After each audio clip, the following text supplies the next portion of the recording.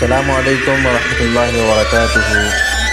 آداب ناظرین، آسان اردو ادب کی جانب سے آپ کی خدمت میں ایک نیا ویڈیو پیش کیا جا رہا ہے جس کا عنوان ساحر لدھیانوی کی وہ نظمیں ہیں جو NTA نیٹ کی نصاب میں شامل ہیں، اور ان نظموں کے ساتھ ان کا مختصر خلاصہ بھی آپ کی خدمت میں پیش کیا جائے گا۔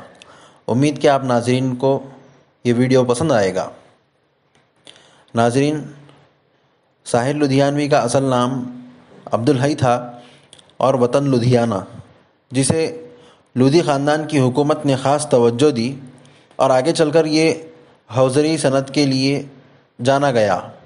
بچپن سے ہی والدہ اور والد کے درمیان اختلافات پائے جاتے تھے اور 3 سال کی عمر میں ان کے والد نے والدہ اور ساحر لدھیانوی کو ان کے گھر سے نکال دیا۔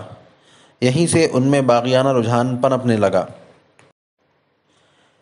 اقبال کے شعر، اس چمن میں ہوں گے پیدا بلبل شیراز بھی، سینکڑوں ساحر بھی ہوں گے صاحب اعجاز بھی۔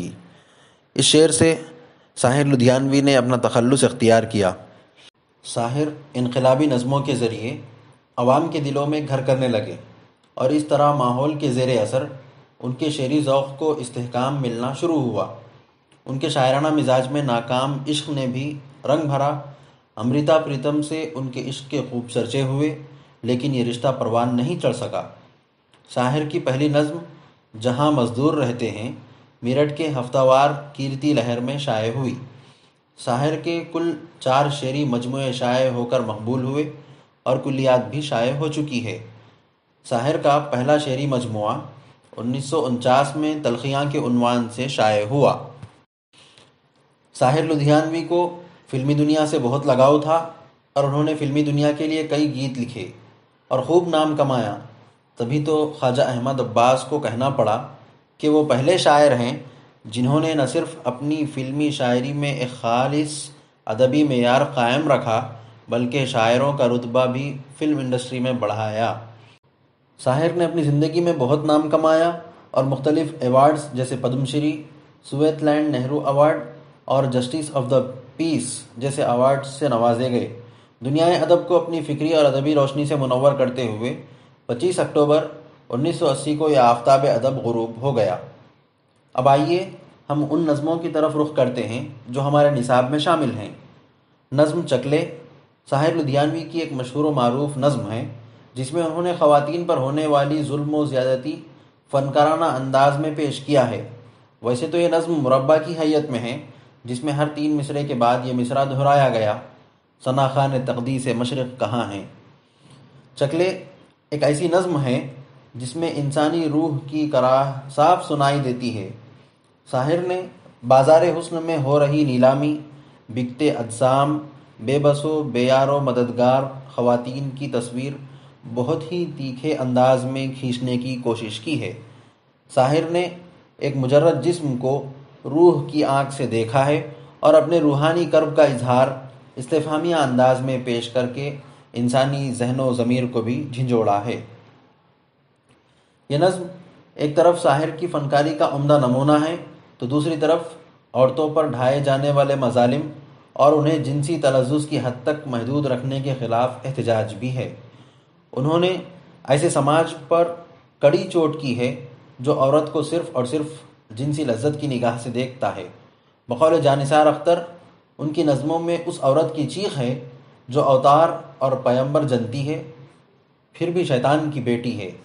اگرچہ نظم کا لہجہ کسی حد تک بہت تیکھا معلوم ہوتا ہے، لیکن ایسی صورتحال سے ایک فنکار دوچار ہوتا ہے تو ایسے میں بقول علامہ اقبال گفتار کے اسلوب پر قابو رکھنا مشکل ہو جاتا ہے۔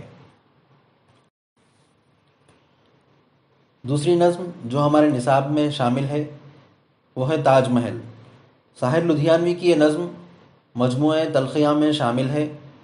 کہا جاتا ہے کہ ان کی یہ نظم فلم لیڈر کے لیے لکھی گئی تھی، لیکن تاج محل کے بارے میں ان خیالات کو فلم میں شامل نہ کرنے کا فیصلہ کیا گیا اور یوں بنی ہوئی دھن کے باوجود شکیل بدایونی سے نئی نظم لکھوائی گئی۔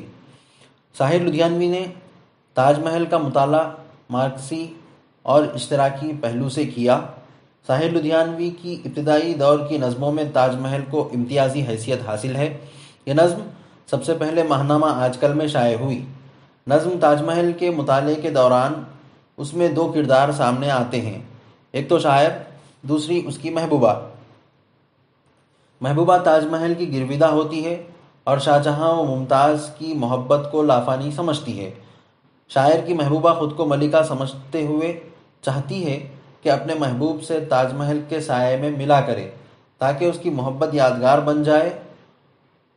اگرچہ تفصیل ساحر نے اپنی نظم میں بیان نہیں کی، لیکن نظم کے پہلے دو مصروں سے یہ بات واضح ہو جاتی ہے۔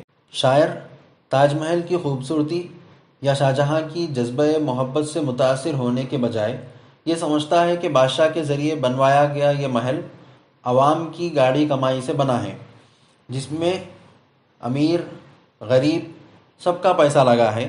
اس لیے شاعر اپنے آپ کو تاج محل بنانے والے مزدوروں میں شمار کرتا ہے، جنہوں نے بادشاہ کے ہر حکم کی تکالیف کو برداشت کرتے ہوئے تاج محل کی تعمیر کی، لیکن اپنی محبوبہ یا اپنی بیویوں کو آرام فراہم نہ کر سکے۔